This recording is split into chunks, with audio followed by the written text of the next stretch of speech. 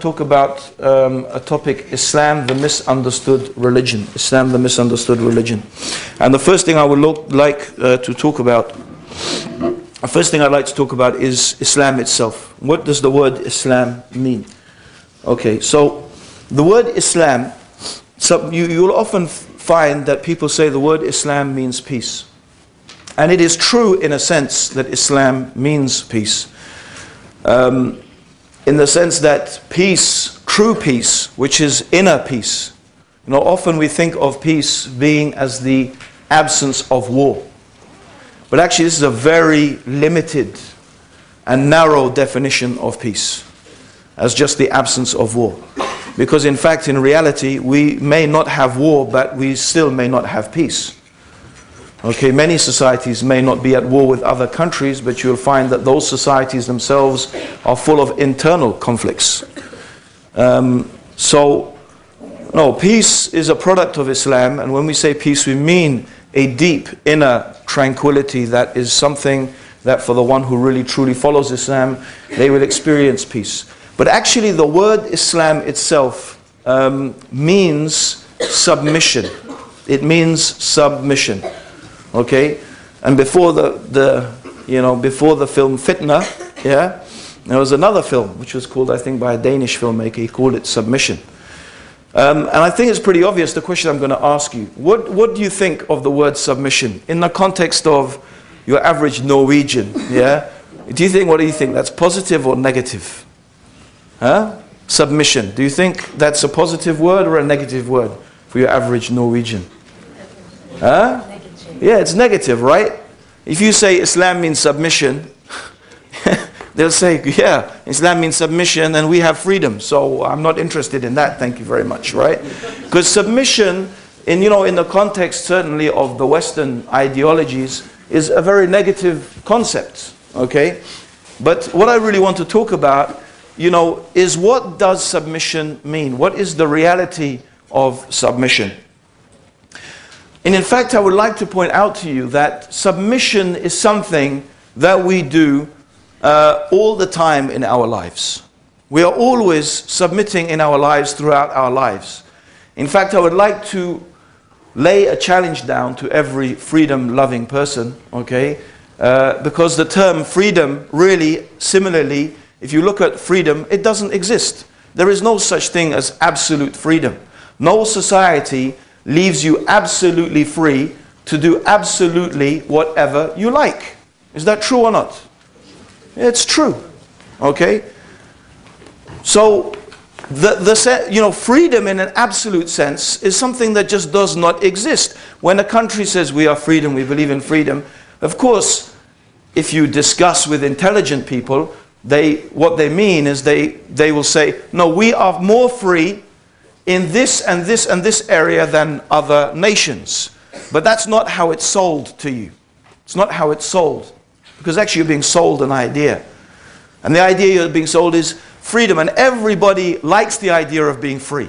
Actually, I would say, the ideal is that you could leave everybody absolutely free to do whatever they like, and there's no rules to govern their behavior, and people would just automatically behave in the best way. That would be the ideal, right? Okay? We don't have any laws, we don't have any rules, everyone just behaves in the right way, everyone treats each other in the right way, Yeah? And this would be the ideal situation, right? No government, no control. Okay, but this is unrealistic. There's no historical precedent, really. Maybe some islands, I don't know, somewhere, who have something like that. But human beings, this is not something that we find that human beings have ever been able to accomplish something like that. So all society, all human societies, including this one in which we live, they are trying to strike a balance, right? They're trying to strike a balance between two things.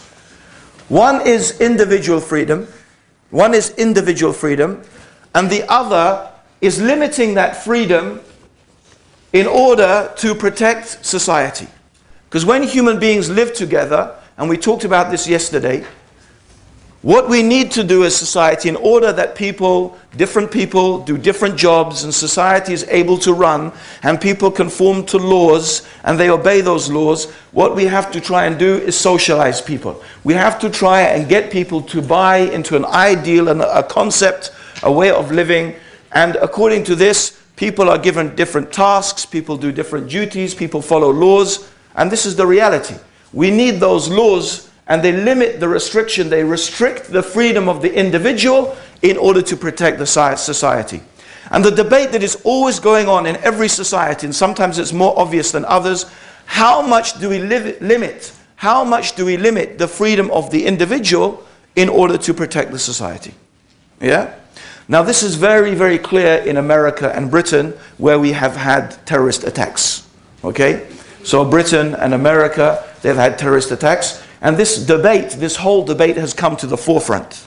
Because obviously America, especially, used to be very much concerned with, freedom of speech, and many freedoms that people are given. Okay, so American society is concerned with that. But now they have passed a whole series of very, very draconian laws, which is known as the Patriot Act. And these laws, obviously, they restrict the freedoms that people have. So what you have is a statement that's an oxymoron. It's a type of contradiction in terms. In order for us to continue our freedoms, we're going to have to limit your freedom. This is what they say. So in order for us to keep on being free, we have to limit your freedom. And this is the same thing. The debate is in UK. Is that how much can we keep restricting people's freedoms in order to protect our society? Because what happens is we get to a stage where we don't even respect what we consider to be human rights anymore. Because in order to protect ourselves from terrorism or whatever it may be, we have restricted the humans so much that we even now begin to trample upon and restrict their human rights. Okay? But actually, this is the debate that all societies are having all the time. But one thing I want us to realize, whether we are Muslim, Christian, Jew, whether we have a secular outlook, there is something that all of us, I think, have in common. Right? And it's disingenuous for anyone in the press or for politicians, okay, or even to suggest really otherwise, that we all have something in common. The vast majority of us, whoever we are, whatever we are, most of us want to live in a peaceful society and a prosperous society. We are concerned that we want our children to be protected. Okay, we want to be protected. We don't want our goods to be stolen. We don't want our children to be preyed upon. We don't want our women to be raped. Yeah? We don't want people to have psychological problems. Okay? We don't want violence in the streets. We want to be able to live in a society where we can buy, where we can sell, where we can exchange goods, where we can try to live a prosperous, happy life. Now, most human beings, that's what they want. Right? That's what they want. Muslims are not any different. And for anyone to suggest that Muslims want anything different, or that Islam itself as a religion teaches anything different, is at the very least disingenuous. At the most it is perhaps plain evil. When we are talking about Islam, the misunderstood religion, One of the things that I like to point out to people, and actually a documentary maker in England did this. The press in England has actually, over the years, invented pure lies about Muslims. I mean, I am saying pure lies.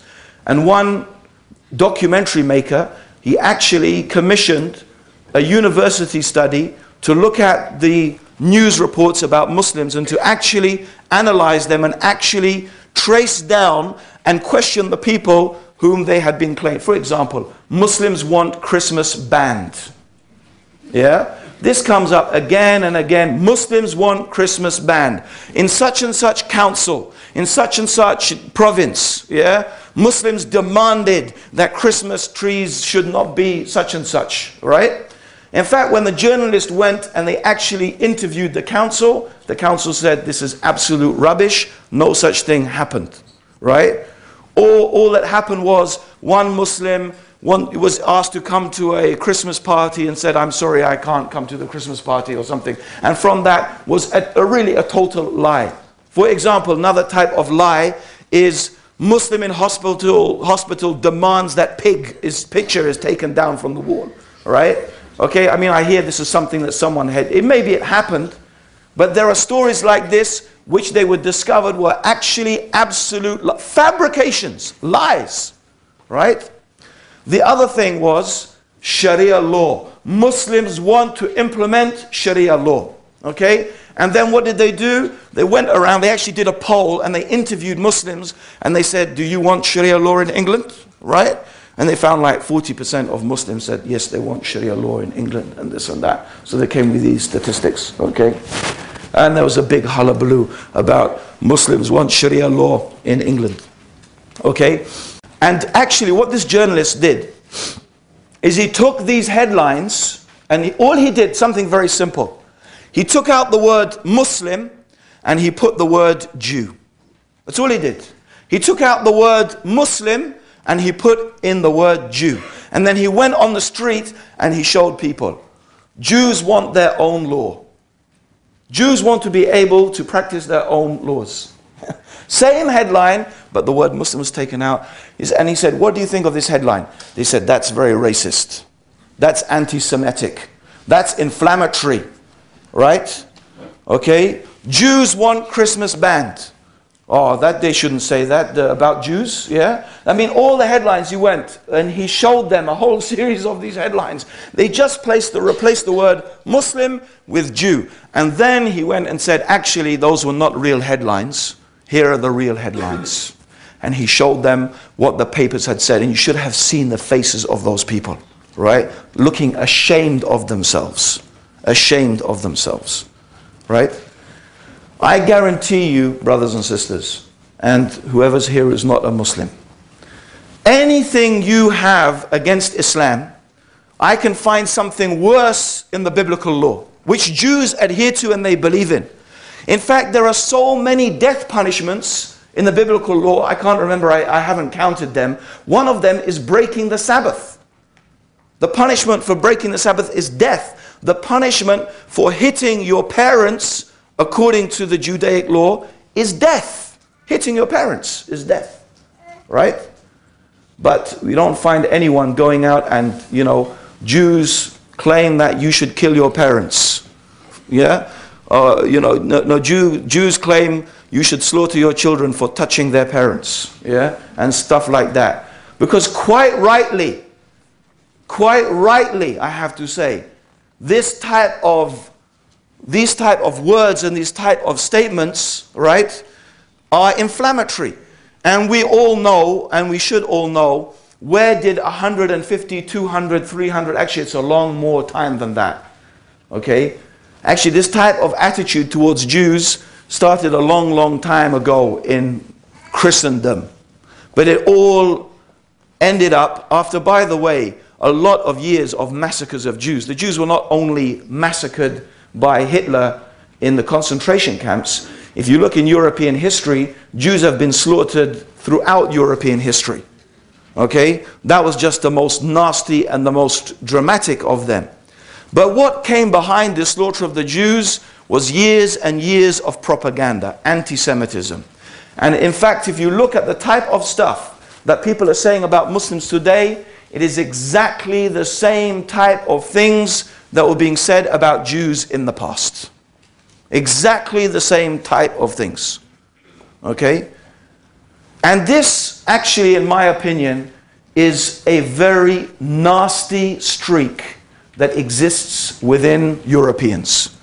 Despite all of their claims of tolerance and all of their claims of being open-minded and this and that, there is a very nasty streak, a nasty anti-Semitic streak that runs throughout European history. And this type of propaganda that we find against Islam is just another branch of it. It's just another version of it. The Muslims are the new Jews. We are the new ones that these people with this very nasty streak in them, they have found. They always like the alien, the other, to pick on.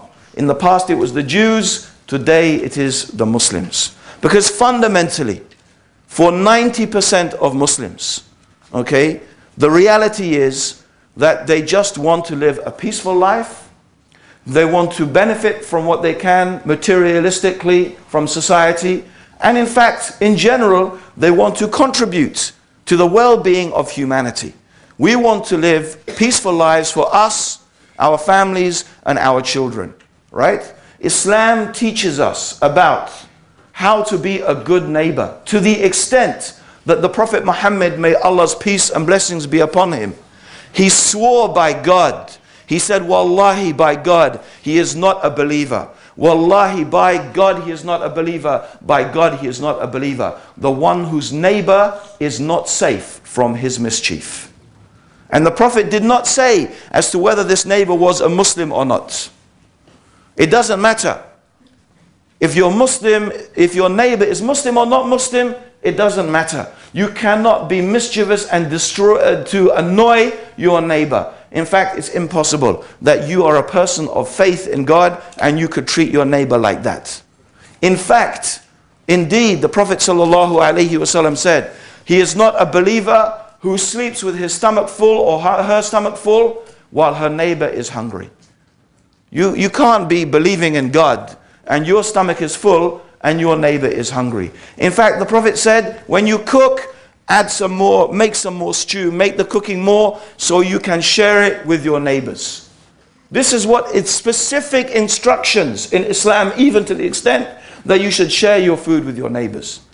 The Prophet ﷺ, may God's peace and blessings be upon him, himself, in Mecca, he used to live next to, and this is a very famous story, many Muslims today have heard of this story, of course.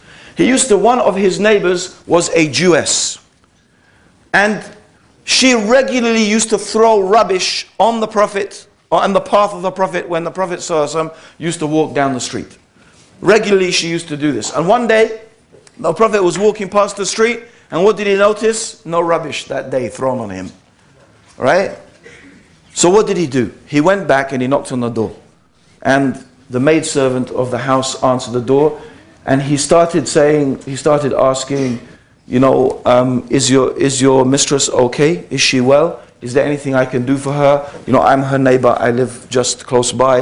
If there's anything I can do to help her, please just let me know. Okay, something along these lines. Okay. When this woman, she heard about this, she said, Ashhadu an la ilaha illallah wa ashhadu anna Muhammadan Rasulullah. I testify there is no God but God, and Muhammad is the messenger of God. Only prophets have character like this. So this is how the Prophet Muhammad treated his neighbor. There was a great scholar of Islam, his name was Sufyan al-Thawri, and next to him used to live a Jew. His neighbor was a Jew. So many people used to come and beg this Jew, let me buy your house. They used to offer him huge amounts of money to buy his house, because they wanted to live as Muslims next to this great scholar. And he kept on refusing. And he said to them, where am I going to be able to find a house and have a neighbor like Sufyan? Where am I going to find a house and I'm going to have a neighbor like Sufyan? This is our religion. Okay? So this is our deen, is that our deen is seeking to create a better society. We all agree, therefore, any sensible person, and the only person I really who think will not agree with this are the extremists on both ends of the spectrum, right? They will be the extremists on both ends of the spectrum. The neo-fascists, right? And the Muslim extremists. But in between that are the ordinary people. So in reality, what are we saying? We are saying, look, we agree upon the same things. The only thing we disagree upon is how do we reach that goal. Here's the goal we want to reach. And we all want to reach the same goal. But we are disagreeing really about the means that we reach that goal. Okay? How much freedom should the individual have? And in what way should we punish those people who transgress those limits? Right? But if you look at it, the argumentation about, oh, you punish people like this and you punish people like that, these are in reality the externalities. You know, these things are not evil in and of themselves. They are really different goals, different means to reach the same goal, the same destination. Now, it may seem to the eyes of people who live in Norway or England or I don't know wherever at the moment, people may say, oh, these laws that you Muslims have, they are very barbaric. Yeah? And I will admit, from the point of view of someone who's brought up in the West, they seem very barbaric. Right? Chopping the hand off the thief, for example. It seems very barbaric. Okay? There's no doubt about that. If you're brought up here, that's how it's going to look. Okay? But what is the objective? The objective is that people will live in a safer society. Similarly, we all agree that stealing is bad, don't we? Right? I don't think anyone's going to disagree that stealing is bad. No one who's had their property stolen and has had things taken from them is going to think that's good. Right? So we're talking about what is the solution to the problem? How do we reach the goal that we want to achieve? We have different opinions about that.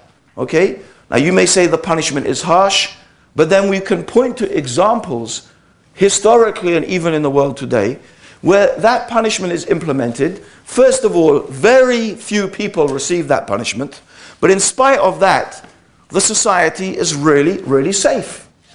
People can leave their goods, people can leave even their gold, their cars, they leave doors open and people are not harmed. Even in England, in UK, I recently, just the other day, had my bike stolen, okay, from the back of my garden, right? And my wife was going around, okay, knocking on the doors of neighbors, and so many people said we've had the same problem, right? And my wife, she's actually sometimes a bit more fiery than even me, and I have to say calm down a bit, you know, and whatever, right? And she was saying to the neighbor, you know, I think we should probably chop their hands off, it's a good thing. The neighbor's going, yes, that's a good idea, right? I think that's it. And you would be surprised how many people, right, would agree with that, right?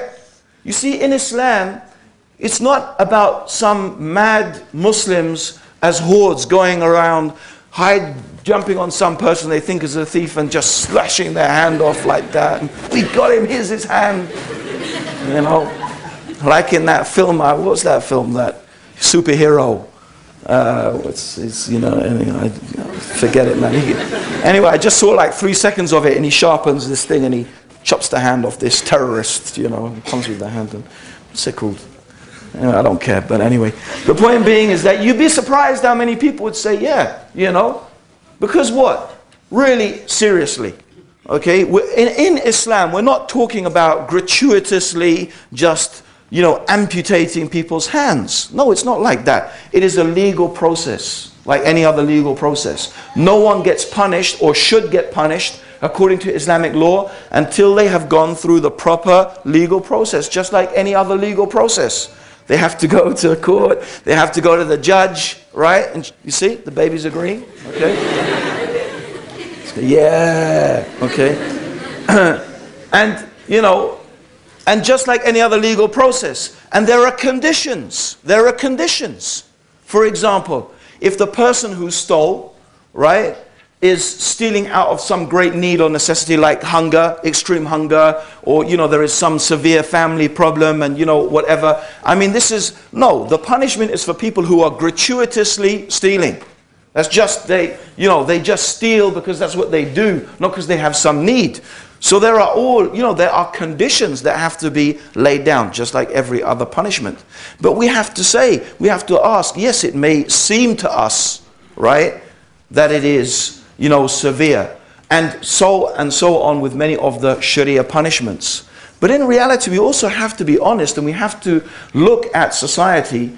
You know, and I don't know much about Norwegian society, but obviously I live in, I live in London. And the part of London where I live, okay, every single week we are hearing about kids who are shooting each other, who are stabbing each other, who are killing each other. We hear about perfectly innocent people being beaten to death by gangs of youth, literally in front of their daughters, in front of their children. Right? It's actually becoming so common that now they don't even half the time bother even mentioning it in the newspapers. Right? I mean, this is the question. You say that these punishments are violent and these punishments are harsh. Right? But what is happening to a society? What is happening to our societies? How about those people who are being beaten and stabbed and killed? Right? How about those people who are having don't they have rights? Don't they have the right? Isn't the purpose of law to protect the society? Isn't the purpose? So when you send people to prison, right? Now you may argue, and you see, we all want to achieve the same thing. We all want a peaceful society. But you will say, no, we are humane. Okay? We don't do these barbaric things. Okay, well, okay, fine. That's, in my opinion, just polemics, right? But what do? You send people to prison. I don't know about Norway, but let's talk about England, for example, right? If it's the same, you'll know what I'm talking about. What happens in prison? Most of the time. Most of the time when people go to prison, right, they sit down with other thieves, other criminals, and probably they'll sit down with people who committed worse crimes than they even did, right? And what do? They sit there feeling, oh, I'm so bad, I shouldn't have done that, I'm going to be a good boy next time, right? You know what they do? They sit down with the other thieves and criminals, and those other thieves and criminals teach them how to commit crimes, right? If he didn't know how to pick a lock, by the time he's out of prison, he'll know how to pick a lock. If he didn't know how to break out a window, he'll know. Because you know what? He's gone to a university of crime. No, it's serious. He's gone to a university, or she's gone to a university of crime. And so when that person comes out, are they thinking, oh, I'm not going to do this? No, they say, I'll do it better. I'll do it better next time, and I won't get caught because I've learned some new tricks that I didn't learn before. Now you tell me, does this stop the thief from stealing? No. 80% people reoffend. Does it protect society? It doesn't protect society. In fact, you've just made society worse. Right? So let's just forget the polemics, right? Let's forget the polemics. Let's be honest, right, about what is working as a system, because the whole point of laws is to protect society and to create a peaceful, prosperous society. Everyone, I tell you something. 20 years ago, when I became Muslim, I went down to Speaker's Corner in London. Now you can see some of the videos probably of me standing up there, shouting away, right? And I wasn't shouting because I was angry. I'm shouting because it's the only way you get heard in Speaker's Corner, right? And I'm standing there. And one of the things I used to talk about, right, is the evil of interest, right? The evil of interest and the system and the economic system that is based upon interest. And I used to talk about how the whole interest-based system is controlling. It's a new means to control and colonize the third world. And it's very cruel and it's very evil, right? Because they generate this enthusiasm through the propaganda, through the media propaganda, which we talked about yesterday, right? Who do the media support? Obviously, they write what their advertisers want them to write. Okay? Okay, I'm sorry to say, many journalists are nothing more than intellectual prostitutes. Really. They have intelligence, but they prostitute it to whoever is going to pay them. And you'll see, they will change their mind. One day they will be writing this, next 5 years they'll be writing that. Whoever pays them, they'll write for them. Right? And who is their paymaster? The newspapers and the magazines that depend and rely upon what? Advertising. We went through that yesterday. Okay? So, these banks, they create this, not the banks, but the society through this propaganda, through the media. They go to the third world. They create in the minds and hearts of these people a perceived need for products they actually don't need. But they create that desire. So what do they say to them? how do you get these products? How do you get them? Well, you know, if you want to buy our goods, yeah, if you want to buy our sophisticated Western goods, of course we're not going to accept, you know, I don't know, whatever the currency is, you know, Kenyan shillings or, you know, shells or I don't know what people. No, we need real money, dollars, pounds, right? But if you want, you know, dollars and pounds, we'll tell you what you need to do. What you need to do is you need to grow cash crops, things like coffee, cocoa, tea, yeah? And what you do is then you sell them to us. Now those things are valuable to us and we'll give you dollars for that, right? So what do people do? Is the land that the people used to use to feed themselves for agriculture, yeah, they then convert to cash crops.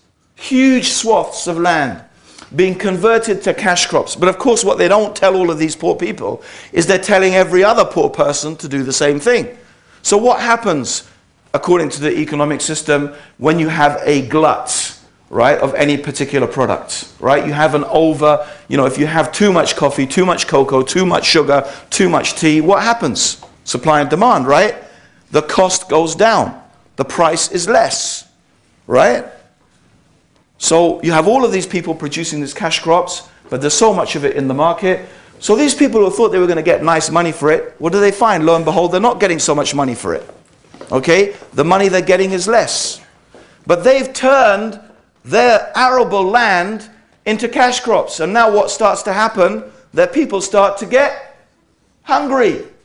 The food that the land they used to grow food on, they're not growing food on that anymore. They're growing cash crops. They don't have any food. And who comes along? The great compassionate Western nations. They come along and they say, don't worry, we've got heaps of grain, we've got heaps of food, we've got stuff, you know, you just need to buy it from us, we'll sell it to you, right?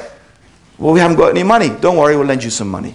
Yeah? We'll lend you some money, right? But what you need to do is you need to make sure that your whole economic system is designed in a way that you can earn dollars and pounds and so on and so forth. So what happens? They get in a vicious circle. They borrow money to feed the people, right?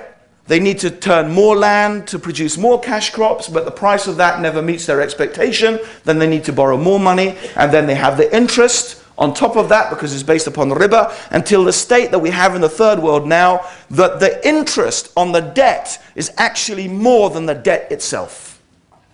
That is total slavery. That is so much more effective than sending armies, right? I mean, why would I want to send my soldiers over there to get killed? Let's just enslave them with debt, right? And you know what? This is not only happening on an internet, this is happening to you. Your average Norwegian, your average, they don't feel the, well, you know, back in the days when I was trying to say, you know, it's the same for you when you borrow money from the bank. You're becoming a slave. It's like feudalism all over again. You become owned by the bank. The bank becomes like your feudal. And when I was saying that, the people are saying, what are you talking about? Right? What are you going on about? Look at the capitalist interest-based system. It's made the world more prosperous. It's made the world more successful. Look at it. It's dominant. And you know, it's like I was talking into the wind.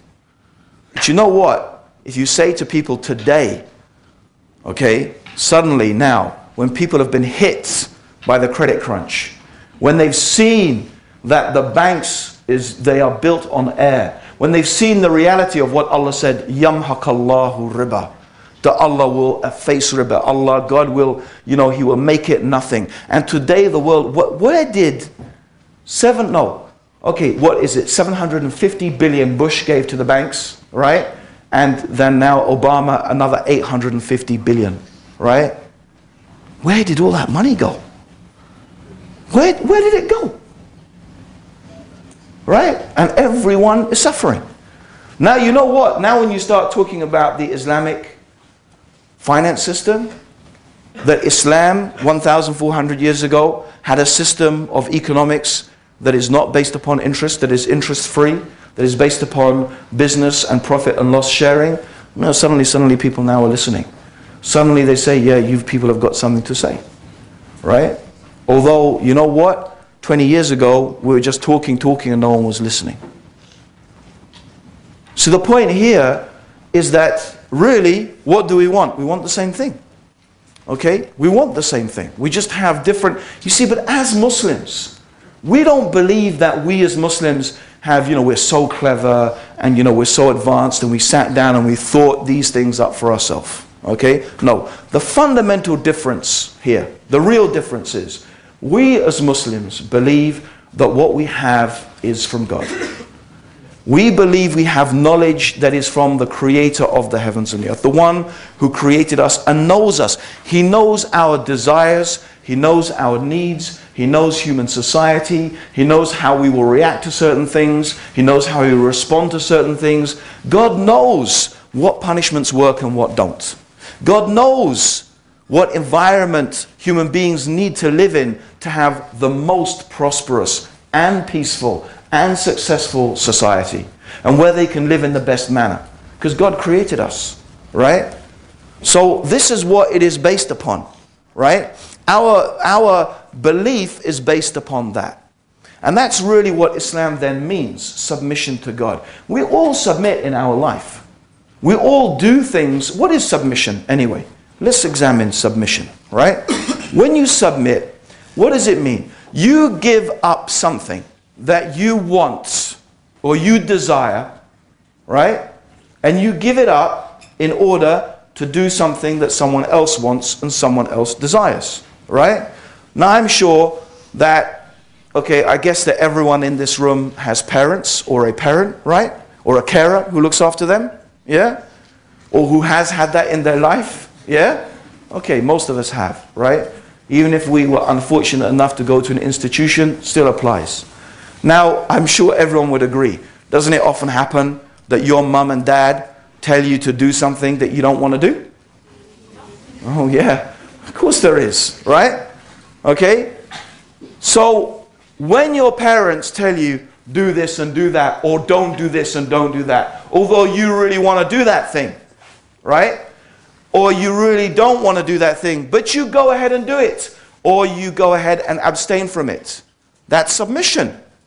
You're giving up what you want, right, in order to do something that someone else wants you to do. So you're submitting. You are submitting yourself to the will of your parents, right? Now, there are three different ways that people submit. Either we submit, right, out of love.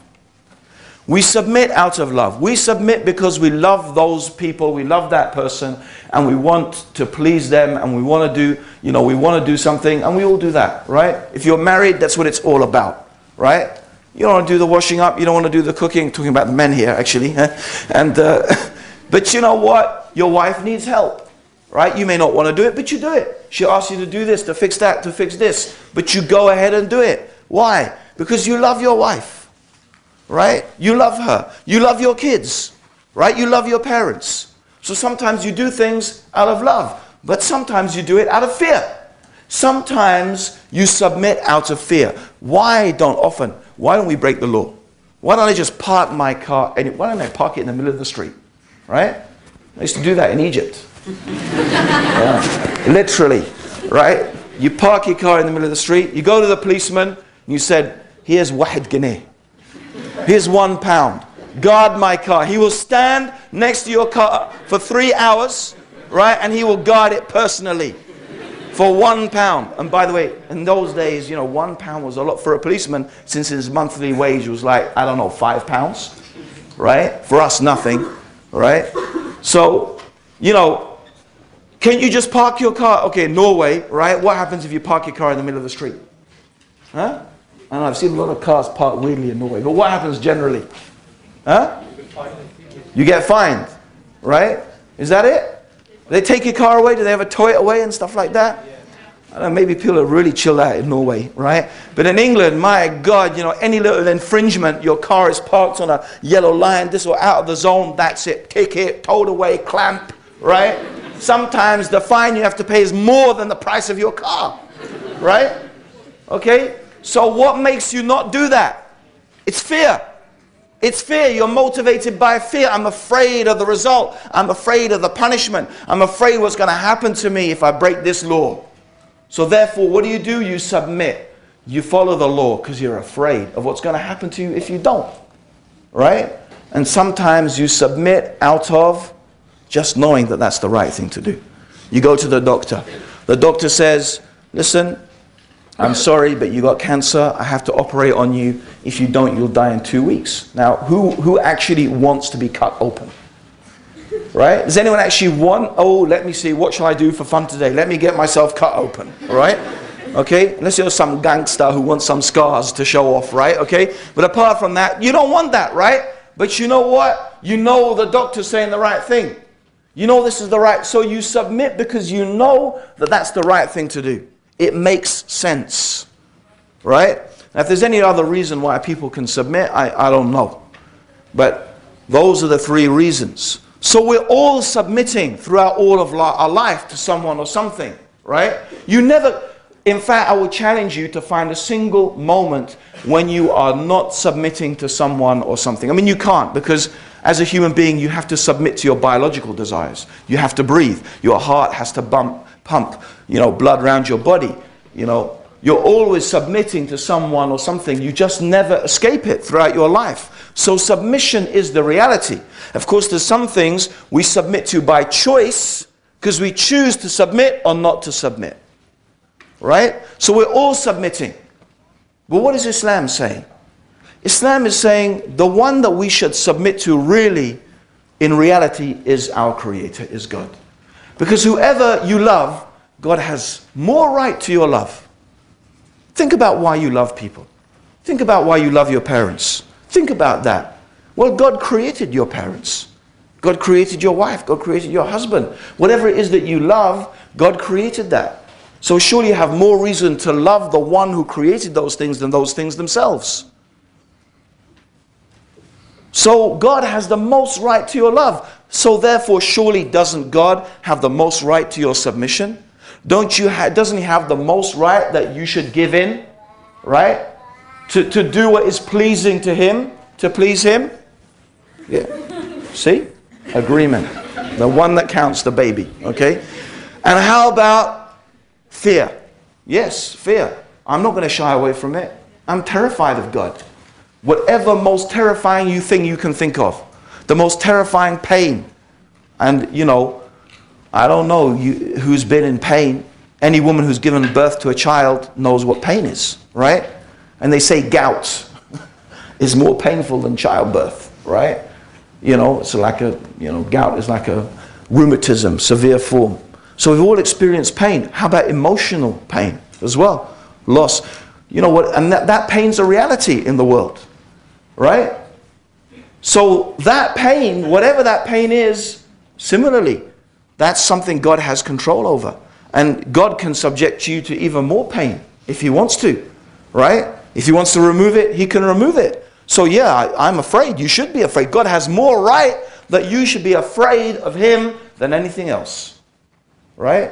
And how about intelligence? How about wisdom? How about following something because it's wise? Well, God is the most wise. He knows everything. If I'm going to decide to submit to something because it's sensible and it makes sense, then God has more right that we should submit on that basis. God's knowledge is perfect and ours is imperfect. So this is the logic behind the essence of Islam. I don't think that any person would argue with the logic of it, right?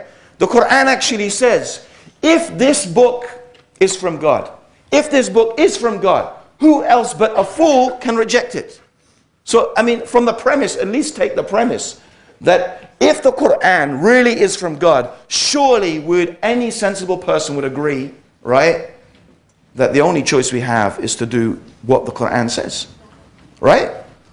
If it is from God, and we can argue about whether it's from God. And see, this is the point. People argue, oh, your religion says this, your religion says that. It's got this punishment, it's got this thing. It says you should treat this person in that way, right? But you're missing the point.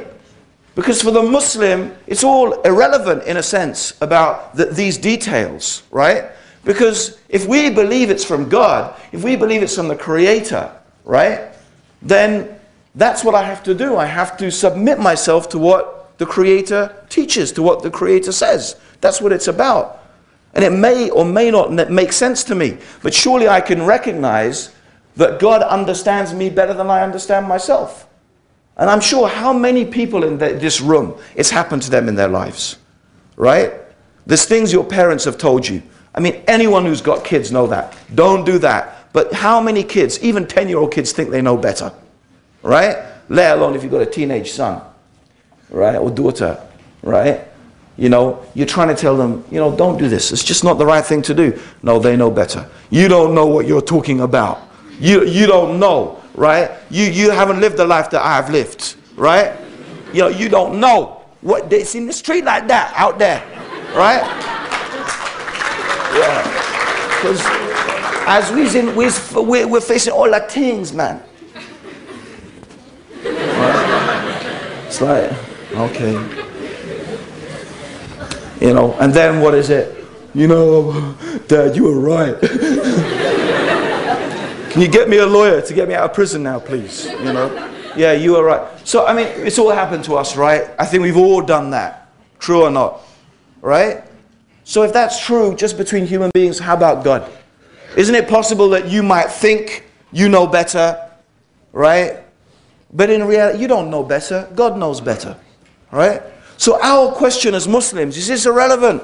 You can go on and on about Islam this and Islam that, and your punishment this, and your Quran this and this. Our question really is the Quran from Allah or not? We believe it is. And we think we can prove to you that it is. I mean, when I say prove, we can give you evidence that I don't think any sensible person would reject that evidence. Right? So this is the question. Right? So this is what our religion is based upon. We surrender ourselves to the Creator. We surrender ourselves to God because we believe that that knowledge, that thing that God has given us is from the Creator of the heavens and the earth. You know? And God knows best. God knows best what degree of fear is it that you need. What threat of punishment is the right threat of punishment in order for a person to stop stealing? What threat of punishment do you need in order to stop people committing adultery and fornication? And how bad is that? And what is the impact of that on society? You may think it's nothing, right? You may think that it's nothing. Because some things, and then that's another thing you can all experience, sometimes you don't only find out until a long time, even until it's too late. And then you say, oh, if only I had known that in the beginning. Right? You only find out, it's not that everything, right, straight away that you realize, oh, that was the wrong thing to do. No, sometimes you only discover that it was the wrong thing to do after a long time. And this is the thing that God knows the long-term effects. God knows what is going to happen over the long time. Sometimes even we human beings don't live long enough. We don't live long enough to be able to see the effect of something could happen 2 generations ahead, or 3. And our human experience doesn't allow us even to collate that. But God knows that. God knows the effect, right? Years down the line, right? Of allowing this particular thing that is considered a sin. You let people fornicate, you let people, you know, participate in certain acts and so on. But you may think, what's the harm? It is, you know, this and that. But you only sometimes know the harm down the line, when it's too late. I'll give you an example. If you listen to some of my talks about women in Islam, and I gave a talk about this in England just recently. They might put it up on YouTube so you might catch it, right? And for those who like a bit more tough speaking from me, you'll find it there, right? You know, look at this so-called enduring revolution of the Western world, the liberation of women. Okay, no doubt, right, that women in the West previously have been extremely oppressed, right? They weren't allowed property, or when they got married, right? Until today, by the way, most women, they get married, I think, in Norway, they take their husband's name, yeah? They become, you know, Mrs. Svensson, right? Or whatever, right? Okay, and, you know, she wasn't that before, but now she's... That goes back to, right? Not long ago when women literally were owned by their husband. When she got married, her property automatically became her husband's property. We forget, right? We forget that. Before, it's not long ago that women had no say in the society, right? They couldn't vote, they couldn't inherit, So they were very restricted. So there's no doubt, in contrast to that, what women experience today in the West is really good. But, you know, I'm talking about, talk about, going back to the issue of long-term effects, right? You see, this is the short-term thinking. In the short term, the Western world in general thought that women's liberation is a good thing in the perspective of getting women to work. Why? Because according to their philosophy, a rich society is a successful society, because what? Wealth equals happiness. So the more wealth we have, the more successful we are. Now, what's the point in having half the population staying at home when that half the population could be out working and contributing to the economy and making us richer and therefore making us more successful? So there it starts. No, women, you don't want to stay at home. You need to come, you need to work, right? Why do you want to stay at home? You're going to be a slave, chained to the sink, slave to your husband, slave to your children, whatever. You know, you beneath that, right? You're beneath that. You need to be liberated, yeah? You need to come, you need to work, right? Yeah, earn your own money, spend your own money, huh? Sounds nice, right? Okay, and the women saying, oh, that's good, you know, right? So what happens? Women start going out to work. Okay, what do we have, right? 20, 30 years on, right? Some economist starts figuring out, oh gosh, we've got a problem. You know what the problem is? Right? The problem is that since women are all working and they've got now so enthusiastic about being liberated, they're not having babies anymore. And what happens to a society where you stop having babies? If no women have babies, what's going to happen to your population? Huh? You're going to die out. Right? You're going to die out. And lo and behold, the Western world, like a light bulb, oh dear, our populations are dying out. It's true. No, it's true. And you know it's true. Right? I've got some real sincere advice for Norwegians. If you're afraid about Muslims taking over, have more babies. Yeah? Plain and simple. Right? But you know what? I tell you the simple truth, they won't do it because they're too addicted now. Right? They're too addicted. But you know what? This is the short-sightedness. You know, I mean, you'd think it was really sensible. Women stop having babies, population dies, oh dear, problem for our country. But no, money, money, money. Let's improve our economy. Right? I mean, it's ridiculous. It's so simple. Right? But that's it. You only discovered that 2 generations. And you know what? Economists now, they realized that when 30% of your population reaches the age of 65, which is retirement age, the economy of your country is no longer viable. Because the amount of money you need to spend on pensions and caring for old people exceeds the amount that your economy can generate. And that is exactly what is happening in Europe now. Right? And believe me, I want to tell you, brothers and sisters, yeah? They say, oh, we let you Muslims come here. Right? We let you come here. And you don't even respect our ways. Right? Yeah? Rubbish. Right? They need you so bad. Right? They need you. They need new people in order to repopulate the country and continue the economy. That's what they need. Right? That's what they need. Right? And you know, they would love to have white, blonde people like them. Right? But the problem is, Eastern Europe has a worse population problem than them. Right? Their demographics are even worse. Generally, in the industrial countries in Europe, they don't have enough people to repopulate. Okay, and England is an exception. You know why England's an exception? Because the immigrants are having more babies than everyone else. That's why. Right? So don't be fooled by this, oh, you better be grateful, right? Take off your hijabs, right? Anyway, you'll just fall into the same problem that they've fallen into. You'll get liberated, we'll stop having babies, and then we'll die out, which is maybe what they want, I don't know, right? But anyway, the point being, apart from, you know, the silliness of it all, right? Apart from the silliness of it all, the fact is, all I'm trying to illustrate by all of that, right? Okay? And it actually goes back to my point. Anyway, to finish that, what I'm trying to illustrate is how you can think short term and you'll only realize when it's too late the mistake you made, right? But you know what? If we'd only followed the guidance of God, right? And you know what? You don't even need to be a Muslim. It's there in the Bible as well. As Christianity used to teach that, go forth and multiply. Christians used to be concerned with having lots of kids because that's not what because that's what God said. They didn't know about economics. Right? They didn't know about economic theory. They didn't know about population demographics. They did it because what? God said do it. Right? It's the same. Right? But you leave the guidance of God for the limited, very limited, confused notions of human beings and see what you end up with. Right? And this is by no means, by the way, I want to counter something. I am not saying that women shouldn't be educated. Actually, women should be more educated than men. And the reason is, okay, the reason is because the one who teaches the children and who imbibes with them morality and who teaches them and the future generations are the women.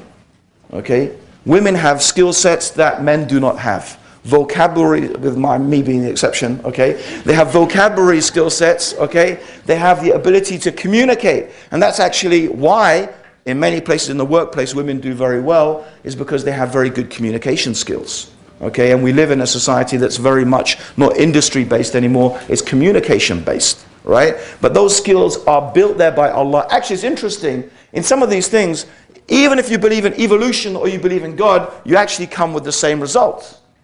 You come with the same results. You know, evolution will tell you that women are, you know, biologically programmed for that. And actually we believe that Allah created them. So the result is the same, right? And so this is the thing. We believe, no, that Islam has the wisdom. Islam is not saying women can't work. And Islam certainly does not say that women should not be educated. And, you know, anyone, I don't know how big, I don't care how big his beard is, right? Goes around saying that women should not be educated and we should blow up their schools. He is mad. He is insane, right?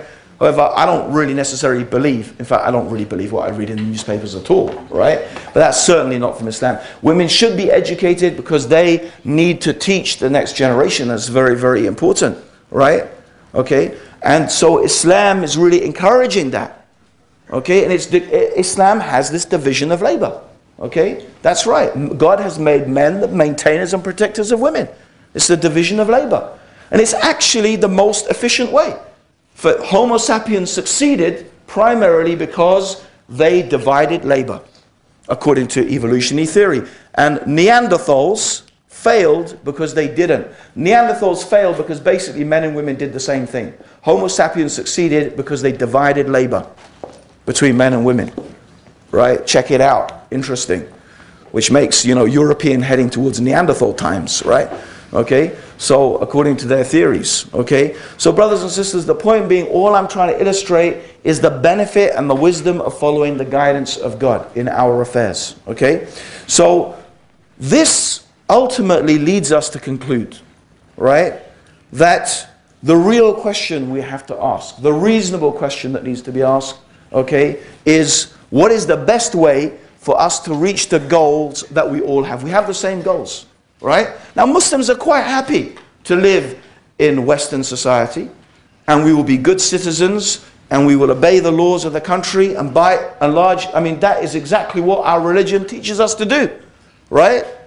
It may not be God's law, but God tells us that we have to respect those laws in the country in which we live, and we have to respect the, you know, the government, and we don't believe in